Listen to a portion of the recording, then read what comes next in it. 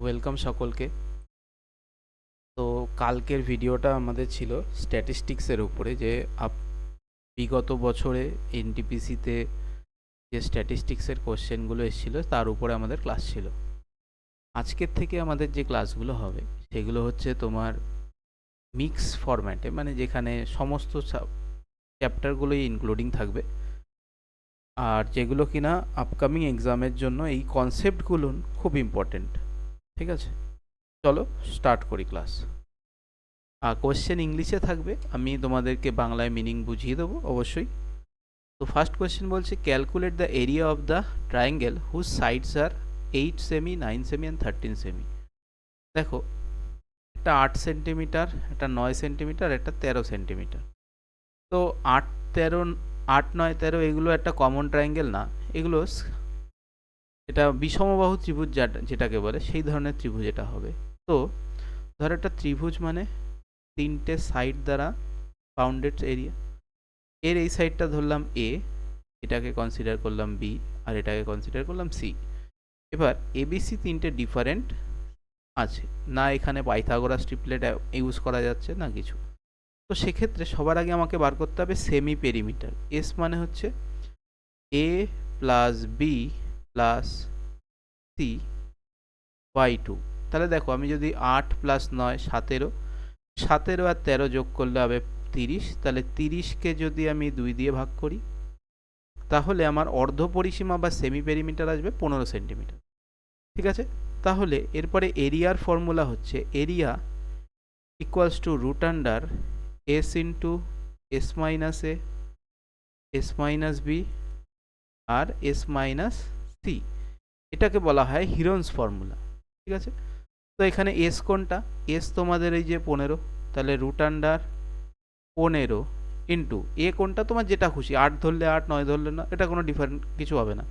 তাহলে 15 থেকে 8 বিয়োগ করলে হবে 7 ইন্টু, তারপরে দেখো 15 থেকে 9 বিয়োগ করলে হবে 6 ইন্টু 15 থেকে 13 বিয়োগ করলে হবে 2।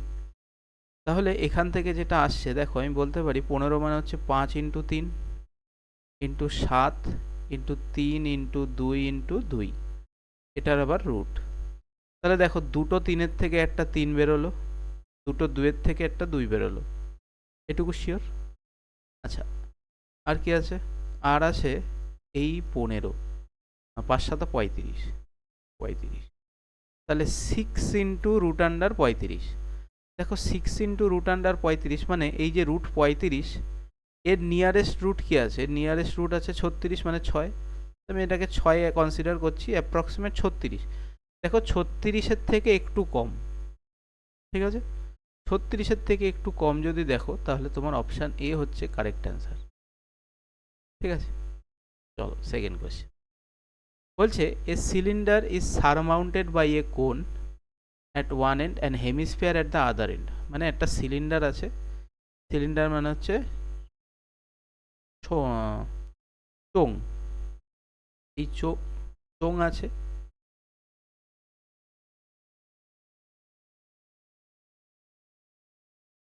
চোঙের একটা এন্ডে হেমিস্ফিয়ার আছে অর্ধগোলক, আর একটা এন্ডে আছে তোমার শঙ্কু। বলছে কমন রেডিয়াস হচ্ছে 7, height of the cylinder is 6 centimetre, মানে এইটুকু হচ্ছে 6 centimetre, and the total height of the structure is 32। দেখো, 32 হলে এটা তো এই যে রেডিয়াসটা হচ্ছে 7 সেন্টিমিটার, তাহলে এই যে অর্ধগোলকের যে হাইটটা হবে সেটাও 7 হবে। তুমি বললে হ্যাঁ, তাহলে এইটুকু 6, এইটুকু 7, আর টোটালটা হচ্ছে আমার 32। তাহলে এইটুকু কত হবে? তুমি বললে 6 আর 7 13, 32-এর থেকে 13 বিয়োগ করো, 32-এর থেকে 13 বিয়োগ করলে এটা হচ্ছে 19। ঠিক আছে, তাহলে কোণের হাইট হচ্ছে 19।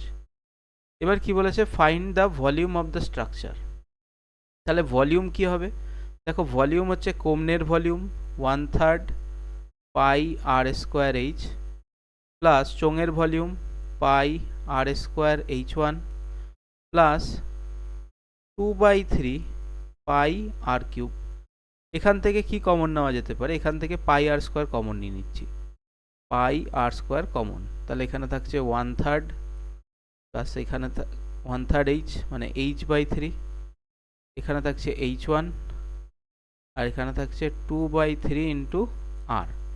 এবার আর এর ভ্যালু জানো, আর এর ভ্যালু হচ্ছে 7, তো মানে 22/7 ইন্টু 49। আচ্ছা এটা হচ্ছে 19, তাহলে এটা হচ্ছে 19/3 প্লাস 6 প্লাস 14/3।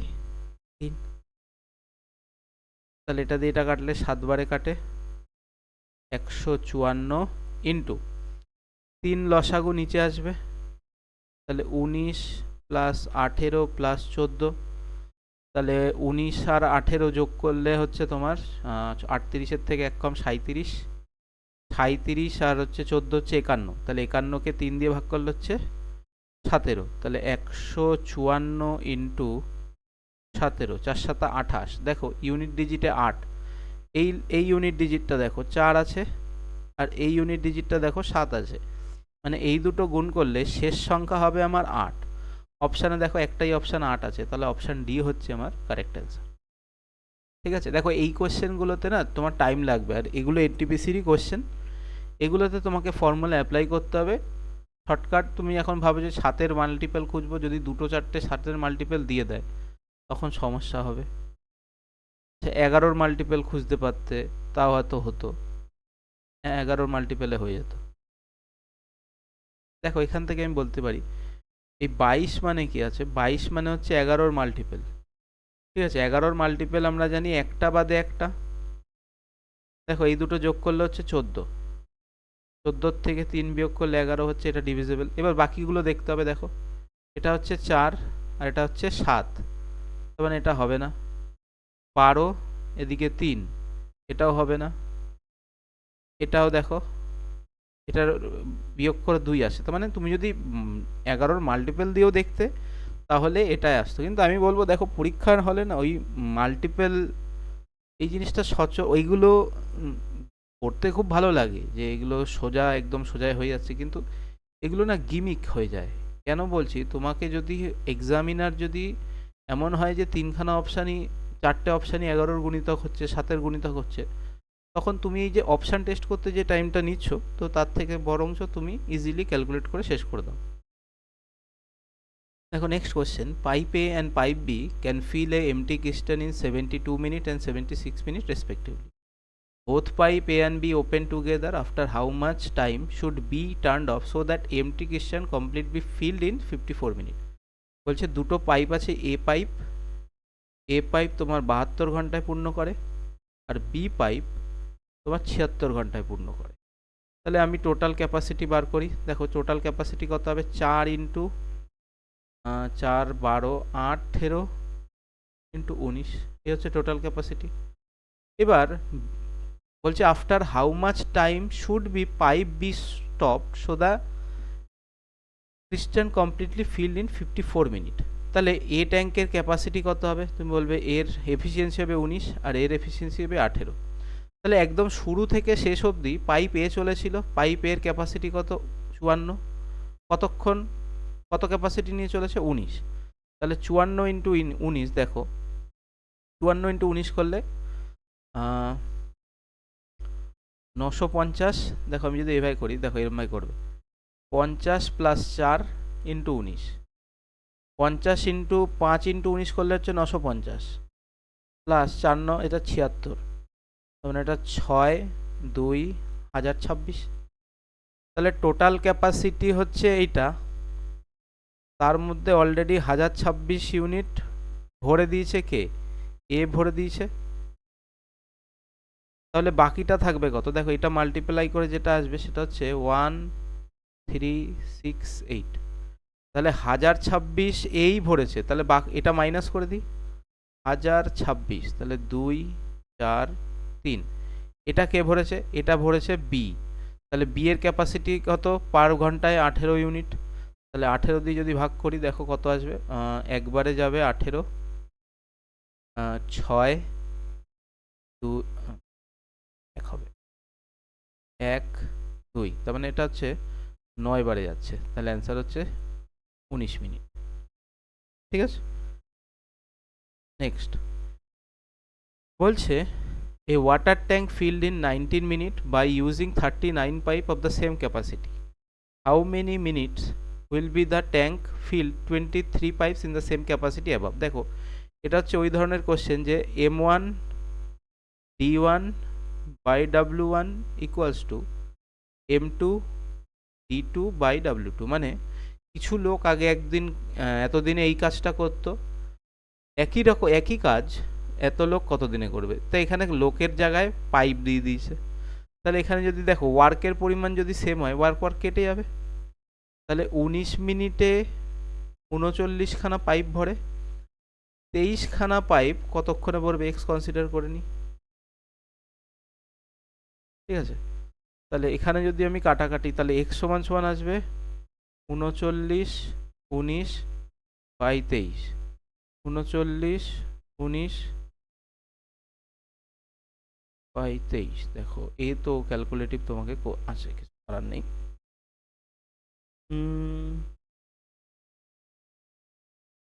এই দুটো গুণ করলে হচ্ছে 741 বাই হচ্ছে 23, ঠিক আছে।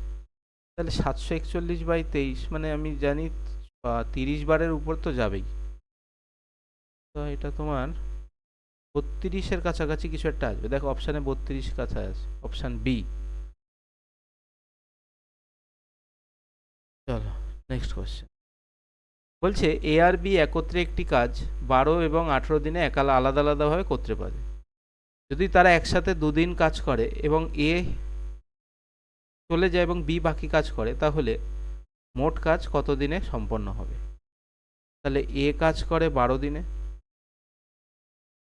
বি কাজ করে 18 দিনে, টোটাল ক্যাপাসিটি হবে 36। তাহলে এ এর ক্যাপাসিটি হচ্ছে তোমার 3 ইউনিট, বি এর ক্যাপাসিটি 2 ইউনিট। দেখো একসাথে কাজ করলে এফিসিয়েন্সি অ্যাড হয়, তাহলে 5 দুগুণি 10, তাহলে এই ইউনিট কাজ হয়ে গেছে। বাকি থাকছে কত? বাকি থাকছে 26 ইউনিট কাজ। এই 26 ইউনিট কাজ কে করবে? বি করবে। বি এর এফিসিয়েন্সি কত? 2, তাহলে 13। এবার অপশান যে ফার্স্টেরটা টিক করবে তার অ্যান্সার ভুল। কেন? দেখো কি বলেছে, be complete the remaining work, the whole work, পুরো কাজটা বি পুরো কাজটা কতক্ষণে করে? দেখো এইটুকু কাজ বি একা করেছিল, কিন্তু এর আগে আরও 2 দিনের কাজ হয়েছে, তাহলে টোটাল হবে অ্যান্সার তোমার 15 দিন, ঠিক আছে। বলছে প্রখর এবং রিয়া 10,500 টাকা একটা ব্যবসায় ইনভেস্ট করে। বছরের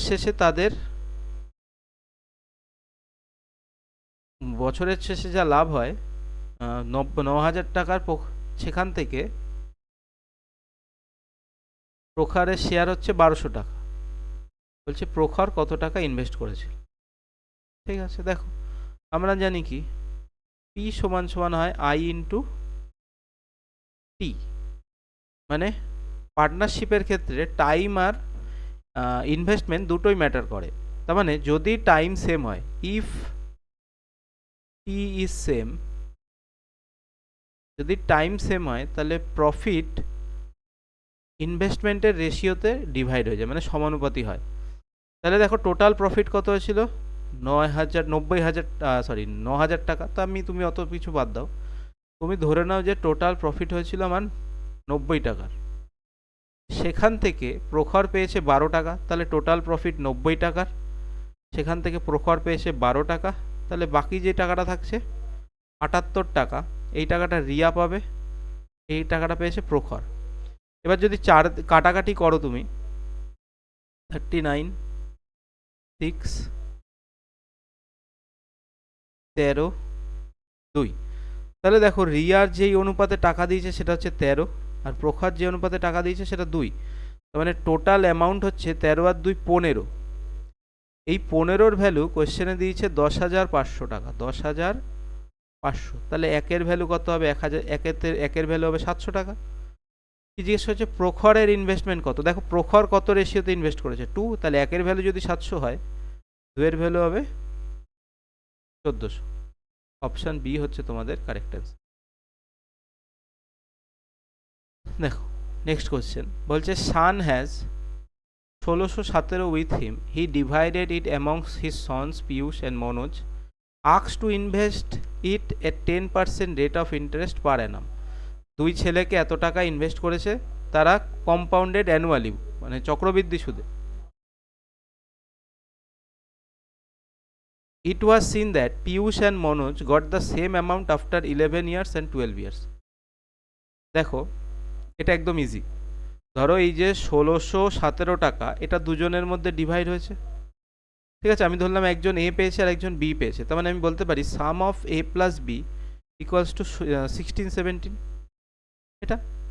এবার এ টাকা রেখেছে কম্পাউন্ড ইন্টারেস্টে 10%, 10% মানে হচ্ছে 10% মানে হচ্ছে 1/10, তার মানে আমি যদি 10 টাকা রাখি বছরের শেষে 11 টাকা পাবো।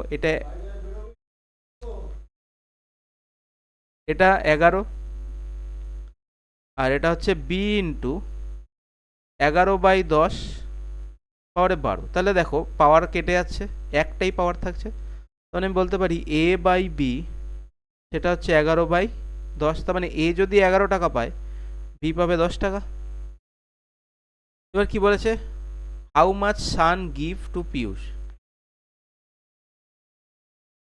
তাহলে পিয়ুষ হচ্ছে ফার্স্ট ছেলে, দেখো ফার্স্ট ছেলের টাকা কয় বছর, 11 বছর, তাহলে আমি ফার্স্ট ছেলে এ ধরে নিয়েছিলাম। তাহলে টোটাল অ্যামাউন্ট হচ্ছে 21 টাকা, 21-এর ভ্যালু হচ্ছে 1617, তাহলে একের ভ্যালু হবে এটা বাই 7 আর ইন্টু 11, তার মানে দেখো 11-এর মাল্টিপেল হবে। 11-এর মাল্টিপেল আমি এখানে একটাই দেখতে পাচ্ছি, সেটা হচ্ছে অপশান ডি, ঠিক আছে।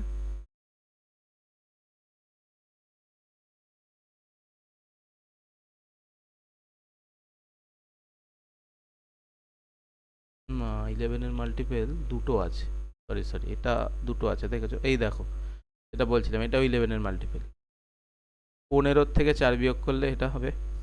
তাহলে এটা ডিভাইড করে দেখি, তাহলে একের ভ্যালু হবে 1617/21, তোমার এটা হচ্ছে 7,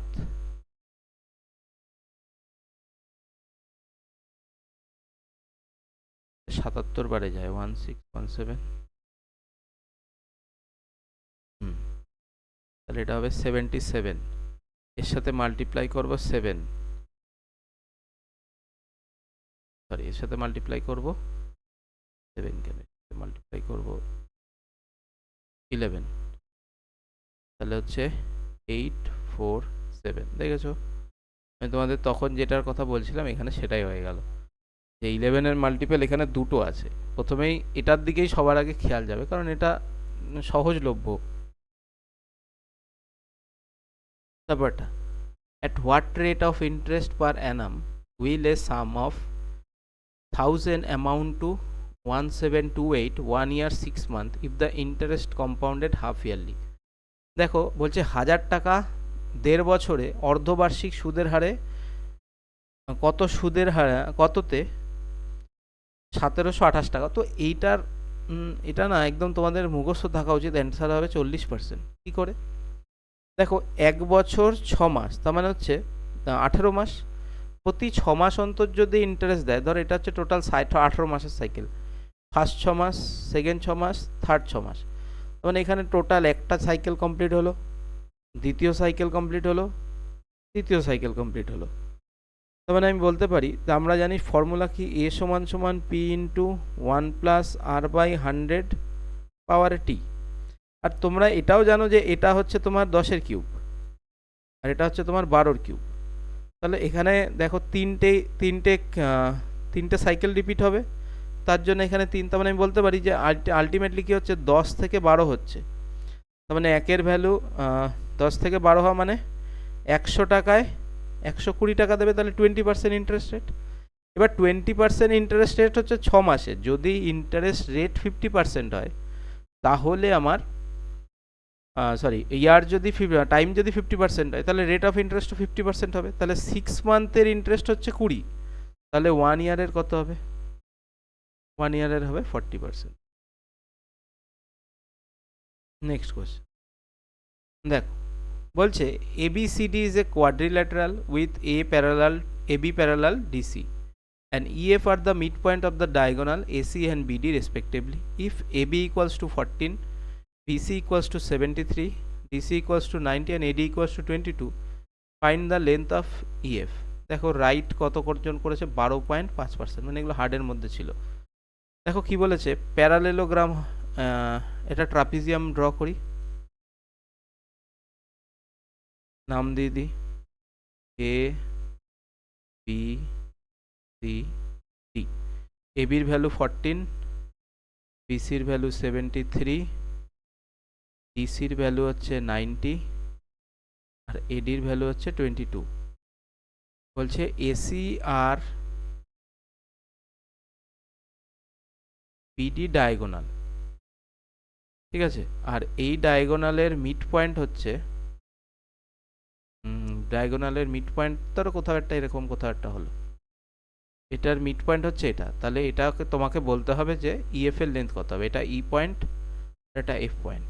দেখো এটার একটা ফর্মুলা আছে, এই ফর্মুলা কি, প্যারালাল সাইডের মাইনাস করব, তার মানে ডিসি যেটা বড় তার থেকে ছোট মাইনাস করব, এবি বাই 2 করে দেবো, তাহলে 90 মাইনাস 14/2, তার মানে এটা হচ্ছে 676/2, মানে অ্যান্সার হবে কত, 38।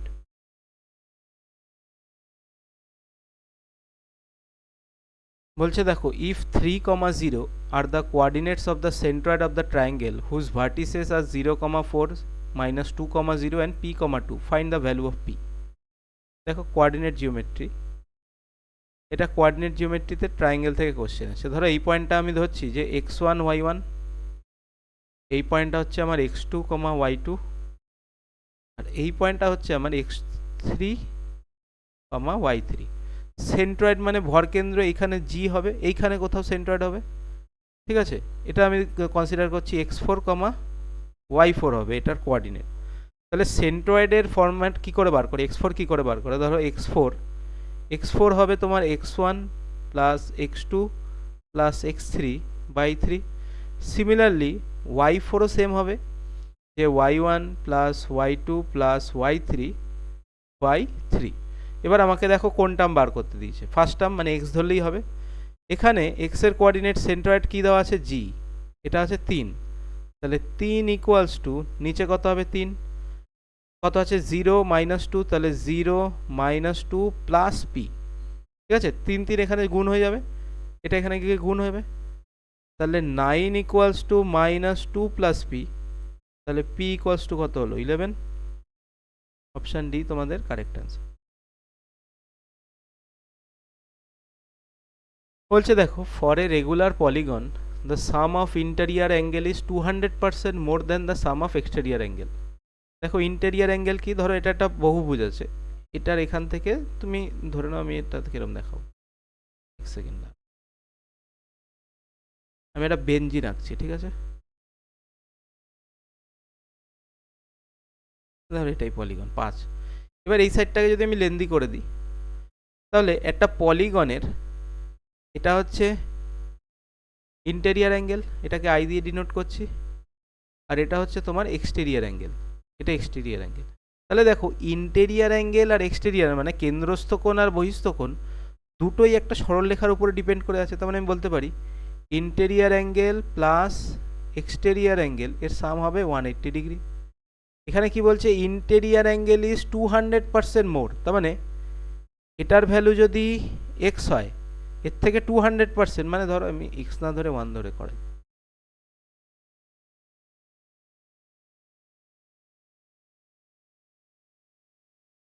এটা যদি 1 হয় এর থেকে 200% মানে 2 বেশি হবে, তাহলে এটা হবে 3, ঠিক আছে। তাহলে 1 আর 3 যোগফল হচ্ছে 4, তাহলে 4 এর ভ্যালু হচ্ছে 180 ডিগ্রি, তাহলে 1 এর ভ্যালু কত হবে, 1 এর ভ্যালু হবে 45 ডিগ্রি। এবার কি বলেছে, ফাইন্ড দ্য ইন্টেরিয়ার অ্যাঙ্গেল, তাহলে ইন্টেরিয়ার অ্যাঙ্গেল কত, 3 ইউনিট, তাহলে 3 ইউনিটের ভ্যালু হবে 135 degree. Option D correct answer. Second বলছে AB is a chord in the minor segment of the circle with center O. P is the point on the major arc of the AB if the tangent draw from the external point D to the circle arc AD and BD. If APD is 39 degree, find the measure. দেখো আগে কিছু theory বলি এখান থেকে। এটা একটা বৃত্ত, এই বৃত্তর এটা হচ্ছে একটা জ্যা বলে, ঠিক আছে। এবার জ্যাটা বৃত্তকে দুটো ভাগে ভাগ করে, একটা বড় পার্ট এটাকে বলা হয় মেজর সেগমেন্ট, আচ্ছা ছোট পার্ট এটাকে বলা হয় মাইনর সেগমেন্ট, ঠিক আছে। এবার এই যে এই সেন্টার থেকে যদি জ্যার উপর কোনো পারপেন্ডিকুলার ড্র করা হয়, ধরো আমি একটা অন্য, এক সেকেন্ড, ওইটা ঘেটে গেল। উপরেরটা হচ্ছে তোমার মেজর সেগমেন্ট, আর নিচেরটা হচ্ছে তোমার মাইনর সেগমেন্ট, ঠিক আছে। এবার এটা হচ্ছে সেন্টার। সেন্টার থেকে যদি হচ্ছে এটা, সেন্টার থেকে যদি কোনো পারপেন্ডিকুলার ড্র করা হয় কর্ডের উপরে বা জ্যার উপরে, সেই বিন্দু থেকে জ্যাটাকে দুটো সমান ভাগে ভাগ করা হয়, ঠিক আছে। এবার দেখো কি বলেছে, AB is the chord of the minor segment. তাহলে এখানে আমি আগে বৃত্তটা আঁকি। এখানে একটা কর্ড হচ্ছে তোমার AB, ঠিক আছে, আর সেন্টার হচ্ছে কিউ হচ্ছে আমার centre. P is the point on major arc. তাহলে P এখানে কোথাও মেজর আর্ক, মানে এই যে এই পয়েন্টটা major arc. The tangent draw from the external point D to the circle AD, মানে বাইরের থেকে এখান থেকে একটা ট্যানজেন্ট মানে কি, ট্যানজেন্ট মানে বাইরের থেকে একটা বিন্দু যেটা বৃত্তের পরিধিকে স্পর্শ করে। আর এই ট্যানজেন্ট রেডিয়াসের সাথে অলওয়েজ 90 ডিগ্রি অ্যাঙ্গেল করে, ঠিক আছে। তাহলে এখান থেকে এই একটা অ্যাঙ্গেল হবে, আর এখান থেকে এই একটা অ্যাঙ্গেল হবে, এটা হচ্ছে ডি পয়েন্ট, ঠিক আছে। এবার বলেছে যদি APB, মানে কালিটা চেঞ্জ করি একটু, APB যেটা আমি লাল কালিতে দেখাচ্ছি, এটা হচ্ছে তোমার 39 ডিগ্রি। তাহলে ADB কত হবে? ADB এই অ্যাঙ্গেলটা তোমাকে জিজ্ঞেস করেছে। দেখো খুব সোজা জিনিস একটা, কিন্তু কনসেপচুয়াল। এটা হচ্ছে বৃত্ত, এটা বৃত্তের কেন্দ্র। এবার ধরো এইখান থেকে এইটুকু কেউ একটা দৌড়ে যাবে, বৃত্তের কেন্দ্র কিউ থেকে সে দেখছে। তাহলে যে ব্যক্তি কিউ থেকে এইখান থেকে এইটুকু দৌড়াতে দেখছে, তার ঘাড় অনেকটা ঘোরাতে হবে স্বাভাবিকভাবে, যত কাছে থাকবো ঘাড় ঘোরাতে হবে। আর তার মহিলা মিত্রই পিছনে দাঁড়ানো, তার মহিলা মিত্র এখানে পি বিন্দুতে দাঁড়ানো, ঠিক আছে। সেই মহিলা মিত্র কি দেখবে, যে একটুখানি গেছে, এই তো একটুখানি, তার মানে এইখানে উপরের যে অ্যাঙ্গেলটা হবে সেটা কম হবে কম্পারেটিভলি এইখান থেকে। তাহলে এই যে কনসেপ্টটা বলা হয়, এটাকে বলা হয় কেন্দ্রস্থ কোণ, আর এটাকে বলা হয় পরিধিস্থ কোণ, ঠিক আছে। আর এখানে একটা রিলেশন আছে, ধরো এই পরিধিস্থ কোণটা যদি থিটা হয়, তাহলে কেন্দ্রস্থ কোণ হবে 2 থিটা। তার মানে এখানে আমি যদি ড্র করি, দেখো এটা যদি 39 ডিগ্রি হয়, তার 2 টাইমস হবে এটা, তাহলে এটা হচ্ছে তোমার 78 ডিগ্রি। এবার এখানে বললাম যে এটা 90 ডিগ্রি অ্যাঙ্গেল করে, তাহলে 90 ডিগ্রি যদি অ্যাঙ্গেল করে, দেখো এটা অলরেডি 90 ডিগ্রি, এটা 90 ডিগ্রি, তাহলে 90 90 180 হয়ে গেল। তাহলে একটা কোয়াড্রিল্যাটারাল ADBQ, ADBQ একটা কোয়াড্রিল্যাটারাল চতুর্ভুজ, আর চতুর্ভুজের টোটাল সমষ্টি হবে 360 ডিগ্রি। তার মধ্যে অলরেডি 180 ডিগ্রি হয়ে গেছে, তার মানে এই দুটোর অ্যাঙ্গেলের যোগফল হবে 180 ডিগ্রি। তাহলে অ্যাঙ্গেল ডি হবে 180 ডিগ্রি মাইনাস অফ 78 ডিগ্রি, তাহলে এটা হচ্ছে 102 ডিগ্রি। কোশ্চেনটা ভালো, এটা আসে প্রচুর এই কোশ্চেনটা, ঠিক আছে। এইখান থেকে এই ধরনের কোশ্চেনই আসে। চলো নেক্সট বলছে, দেখো sum of interior angle of a regular polygon is এত degree, find the number of diagonals. তাহলে পলিগন মানে বহুভুজ, তাহলে বহুভুজের কেন্দ্রস্থ কোণের যোগফলের সূত্র হচ্ছে n into n-2 into 180 degree, যার ভ্যালু কোশ্চেনে দিয়েছে 1260। তাহলে 0 দিয়ে 0 কাটে, 18 দিয়ে এটা কাটলে 7 8 56, সরি n কেন হবে এইখানে এটা, তাহলে n হচ্ছে তোমার -2 এদিকে আসলে প্লাস, তাহলে n হচ্ছে 9। এবার বহুভুজের ডায়াগোনালের সূত্র হচ্ছে, ডায়াগোনাল হচ্ছে n ইন্টু n-3/2, তাহলে 9 ইন্টু 6/2, তাহলে 3, তাহলে অ্যান্সার হবে কত? 27। অপশান বি হচ্ছে তোমাদের কারেক্ট অ্যান্সার। তাহলে বহুভুজের কর্ণের সূত্র এটা, বহুভুজের কেন্দ্রস্থ কোণের যোগফলের সূত্র হচ্ছে n-2 ইন্টু 180 ডিগ্রি এটা, ঠিক আছে। তারপরে দেখো এই কোশ্চেনটা রেশিওর থেকে এসেছিল আগের বছর এনটিপিসিতে। বলছে দেখো when x is added to each of the number 20, 34, 31, 34, so the number obtained in the order proportion. If 3x is to y is to y is to 2x minus 6, তাহলে what is the value of y? তাহলে বলছে 20, 34, 11, 16 এদের সাথে প্রত্যেকের সাথে কত যোগ করলে এর একটা নির্দিষ্ট অনুপাতে আসবে। যখন এই ধরনের কোশ্চেন আসবে তখন তুমি করবে কি, দুটো দুটো করে পেয়ার করবে, যে এটার সাথে এটা পেয়ার, এটার সাথে এটার পেয়ার, যে কোনো পেয়ারের একটা টার্ম নেবে। যদি এটার ফার্স্ট টার্ম নাও এই পেয়ারের ফার্স্ট টার্ম নিতে হবে, আর যদি এটার সেকেন্ড টার্ম নাও এটার সেকেন্ড টার্ম নিতে হবে। তাহলে আমি ফার্স্ট টার্ম নিচ্ছি 20, প্রত্যেকের সাথে এক্স যোগ করতে হবে, করে দিলাম এক্স, আর এখানে 10 না তো 11,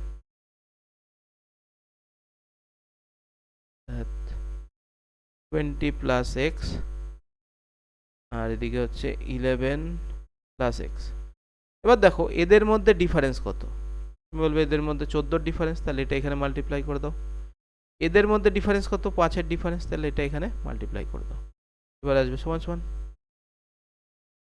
এবার এখানে যদি করি দেখো এটা হচ্ছে 100 প্লাস 5x, এটা হচ্ছে 14 ইন্টু 100, 14 154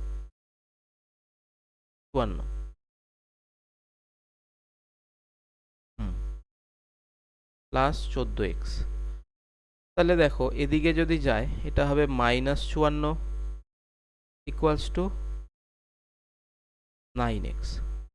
তাহলে x এর ভ্যালু আসছে -6। দেখো এই জায়গাটায় না অনেকে ভাববে এ তো দাদা যোগ করতে বলেছিল, এ তো বিয়োগ আসছে, ভাই -6 যোগ করছে, ঠিক আছে।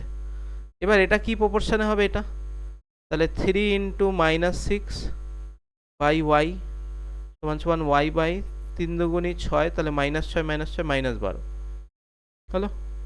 তাহলে এটা হচ্ছে তোমার -18 ইন্টু -12 সমান সমান y স্কোয়ার। তাহলে মাইনাসে মাইনাসে ক্যান্সেল আউট হয়ে যাবে, তাহলে y ইকুয়ালস টু হবে √12 ইন্টু 18, তাহলে এটা হচ্ছে 6 ইন্টু 2, এটা হচ্ছে 6 ইন্টু 3, তাহলে অ্যান্সার দেখো কত হচ্ছে, ঠিক করলাম,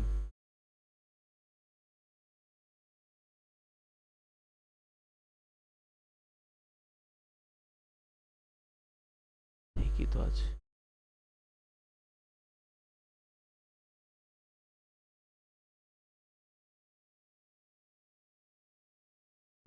এই যে দেখো কবি এখানে কেঁদেছে, আমি এখানে 3 করে দিচ্ছি, এখানে স্টেপ জাম্প করার চক্করে ভুল হয়ে গেছে।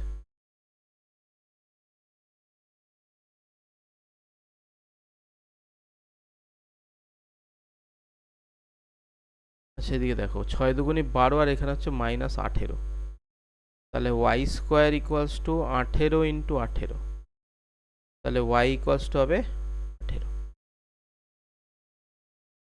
সি হচ্ছে তোমার কারেক্ট অ্যান্সার। এখানে ডিফারেন্স করবে এই জায়গাটায়, ঠিক আছে। আচ্ছা তারপরে দেখো মিন প্রপোর্শন বিটুইন এত হ্যাঁ না, তো মিন প্রপোর্শন মানে কি, মধ্য সমানুপাতি। ধরো আমি বললাম একটা সংখ্যা আছে a আর একটা সংখ্যা আছে b, এদের মধ্য সমানুপাতি একটা নতুন সংখ্যা আছে সেটা c, তাহলে এদের মধ্য সমানুপাতি হবে c সমান সমান √a ইন্টু b। তাহলে এখানে দেখো √, কি হবে, এখানে হবে 4 প্লাস 2√3 ইন্টু, এখান থেকে আমি 4 কমন নিই, 4 কমন নিলে হবে 4 মাইনাস 2√3, এই রুটের থেকে 4 বেরোলে এখান দিয়ে আসবে 2, আর এটা a স্কোয়ার মাইনাস b স্কোয়ারের ফর্মুলায় আসছে না, তার মানে এটা হচ্ছে 4 স্কোয়ার মাইনাস 2√3 তার হোল স্কোয়ার।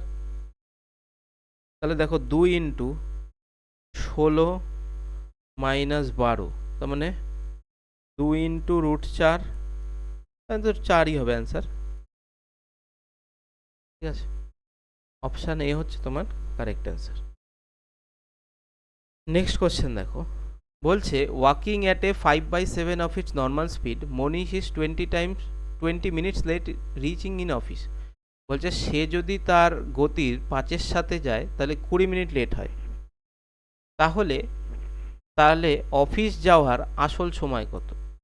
তাহলে দেখো যদি ডিস্টেন্স সেম হয়, ডিস্টেন্স যদি সেম হয় তাহলে স্পিডের সাথে টাইমের ইনভার্স রিলেশন হবে। তার মানে এখানে কি বলছে 5 বাই সাইড, তাহলে স্পিড আর এটা টাইম। ঠিক আছে, স্পিডে যেতে পারতো 7 কিন্তু যাচ্ছে 5-এ, তাহলে টাইম কি হবে? আগে যদি 5 লাগতো এখন লাগবে 7। তাহলে দেখো এখানে 2 ইউনিট এক্সট্রা লাগছে, তাহলে 2 এর ভ্যালু এখানে দেওয়া আছে 20 মিনিট। তাহলে 2 এর ভ্যালু যদি 20 মিনিট হয়, 1 এর ভ্যালু হবে কত? তুমি বলবে যে 10 মিনিট। তাহলে 1 এর ভ্যালু যদি 10 মিনিট হয়, তাহলে ইউজুয়াল টাইম, দেখো ইউজুয়াল স্পিড কোনটা? এটা। তাহলে ইউজুয়াল স্পিড এটা হলে ইউজুয়াল টাইমও এটা হবে, তাহলে অ্যান্সার হবে 50 মিনিট, অপশন সি। ঠিক আছে, দেখো নেক্সট কোশ্চেন বলছে the average weight of 5 student is 60 KG. After a new student join the group the average become 62 KG. What is the weight of the new student? দেখো আগে ছিল 60 KG, নতুন student আসায় হলো 62 কেজি। তার মানে 62 KG তো যে এসছে তার তো আছেই। এবার যাদের 60 ছিল তারা এক্সট্রা কত কেজি করে পেলো? 2 কেজি। এরকম কজন পেলো? 10 জন, সরি 5 জন। তাহলে 5 দুগুণি 10। তাহলে দেখো যে এসছে, ধরো এখানে হালকা ওয়েটের 5 জন আছে, এখানে ভারী ওয়েটের যদি একজন এসে যায় তাহলে এর ওয়েট এদের মধ্যে ডিভাইড হয়ে যাবে। তো এখানেও সেম হয়েছে। এবার যদি এই ক্যান্ডিডেটকে আমি চাই যে বেরিয়ে যাক, যার ওয়েট বেশি আছে, সে কি করবে? নিজে যতটা এক্সট্রা দিয়েছিল সবার কাছ থেকে নিয়ে চলে যাবে। তাহলে নিয়ে চলে গেলে তার ওয়েট হবে কত? 72 কেজি। আচ্ছা দেখো আজকের লাস্ট কোয়েশ্চেন, এটা হচ্ছে কোয়াড্রেটিক ইকুয়েশন থেকে এসছে। দেখো কোয়াড্রেটিক ইকুয়েশনের সাধারণ রূপ হচ্ছে ax² plus bx plus c equals to 0। এবার এটাকে যদি a দিয়ে ভাগ করে দিই কি হবে? x², এখানে আসবে minus b by a into x plus c by a equals to 0। ঠিক আছে, এই যে c বাই এটা আসলো, এই যে সমীকরণটা আছে, এটাকে ভাঙলে দুটো বীজ পাওয়া যাবে। এটা হচ্ছে প্রোডাক্ট অফ, মানে এটা হচ্ছে বীজদ্বয়ের গুণফল, আর এটা হচ্ছে বীজদ্বয়ের যোগফল। মানে যদি সমীকরণের বীজদ্বয় আলফা আর বিটা হয়, তাহলে আলফা প্লাস বিটা সমান সমান মাইনাস বি বাই এ হবে, আর আলফা ইন্টু বিটা সমান সমান সি বাই এ হবে। ঠিক আছে, এবার বলেছে দেখো দ্য কোয়াড্রেটিক ইকুয়েশন হ্যাজ, এদের রুট কি ধরনের, মানে এই যে বীজ দুটো দেখতে পাচ্ছ, এই বীজ দুটো কি ধরনের? দেখো এখান থেকে আরেকটা ফর্মুলা আছে, সেটা হচ্ছে শ্রীধরাচার্যের formula, x equals to minus b plus minus root under b square minus 4ac by 2a। আচ্ছা বি মানে এক্স, বি মানে হচ্ছে শুধু এক্স এর সাথে যে টার্মটা, দেখো এবার এটার সাথে তুলনা করব। আচ্ছা এবার এটাকে বলা হয়, এই যে বি স্কোয়ার রুটের ভেতর যে টার্মটা, এটাকে বলা হয় ডিস্টিংগুইশার। ঠিক আছে, বা ডিটারমিনারও বলে। এই b square minus 4ac, b square minus 4ac এটার উপরেই ডিপেন্ড করে যে রুটের ক্যারেক্টার কি হবে। এবার দেখো বি স্কোয়ার মাইনাস 4ac তিনটে ক্যারেক্টার হতে পারে। ফার্স্ট, 1 নম্বর b square minus 4ac equals to 0। 2 নম্বর b square minus 4ac greater than 0। Third হচ্ছে b square minus 4ac less than 0। ঠিক আছে, তো এই তিনটে ক্যারেক্টারে কিরকম কিরকম ফল দেয়। ঠিক আছে, তো যখন b square minus 4ac equals to 0 হয়, তখন রুট হয়, roots are even and equal, even না রিয়াল বললে ভালো হয়, roots are real and equal. আচ্ছা এটাই কি হয়? এটাই রুটস রিয়াল হয় বাট নট ইকুয়াল। ঠিক আছে, ইকুয়াল হয় না, আর এটাই হচ্ছে ইমাজিনারি হয়ে যায়। ইমাজিনারি মানে দেখো আমাদের ক্লাস 11-12-এ যখন ছিল তখন জটিল নাম্বার বলে একটা, কমপ্লেক্স নাম্বার বলে একটা পার্ট ছিল, সেখানে রুটের আন্ডারে যখন মাইনাস থাকতো সেগুলোকে আই ধরে ডিনোট করে সেখান থেকে করতে হতো। তো আমাদের কম্পিটিটিভ এক্সামে সেই ধরনের কোশ্চেন আসে না যেখানে রুটের ভেতরে মাইনাস আছে। তো যখনই রুটের ভেতরে মাইনাস আসবে তখন অ্যান্সার পাবো না, সেই জন্য এই b square minus four AC যদি জিরোর থেকে ছোট হয় তাহলে আমরা বলবো রুট ইমাজিনারি হবে। তাহলে এই কেসটা দেখো পরীক্ষার ক্ষেত্রে খুব একটা আসে না, তাও আমি চেষ্টা করে দেখি এখানে আছে কিনা। এবার দেখো এইখানে মেলাই, তাহলে বি কত আমার ফোর, তো মানে ফোর স্কোয়ার মাইনাস ফোর, এ কত টু, সি কত আট, দেখো কি হবে 16 মাইনাস, দেখো এটাই চলে এসছে 8 দুগুণি, এটা হচ্ছে 64, তাহলে এটার ভ্যালু কত হচ্ছে -48। তাহলে এইমাত্র কি বললাম যে রুটের ভেতরে যদি নেগেটিভ চলে আসে, যদি রুটের এই b square minus four AC জিরোর থেকে ছোট হয় তাহলে -48 অবশ্যই জিরোর থেকে ছোট। যদি জিরোর থেকে ছোট হয় তাহলে কি হবে, নো রিয়েল রুট, কোনো রিয়েল রুট পাওয়া যাবে না, এটাকে বলা হয় ইমাজিনারি। দেখো এটা চিন্তা করে দেখো, তুমি আজ পর্যন্ত দেখেছো পরীক্ষা যারা 10th অবধি অঙ্ক করেছো তারা দেখেছো এই ফরম্যাটটা দেখোনি, আর তোমরা কম্পিটিটিভ এক্সামে সচরাচর এই ফরম্যাট দেখবে না, কারণ এগুলো ক্লাস 11-12-এ আসে। তো ওই স্ট্যান্ডার্ডের কোশ্চেন আমাদের হয় না বাঁচোয়া, ঠিক আছে। তো আজকে অবধি আমাদের এটুকুই ছিল, দেখা হবে আবার আগামী দিন অন্য ক্লাসে। তো অবশ্যই তোমরা জানিও তোমাদের ক্লাস কেমন লাগলো, ঠিক আছে। তো ঠিক আছে, টাটা।